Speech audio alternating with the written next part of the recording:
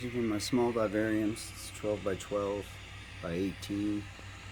I added these little fans to my vivariums, and I just used some little bins, and you see they're in there blowing. But since I did, my plants have like doubled in growth. This thing was this tall and barely growing, and I installed that fan and it has popped up in a week. That's a week and a half worth of growth. You see what guys finally starting to pop in.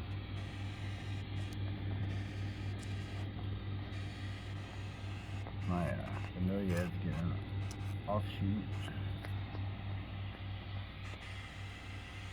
We'll let that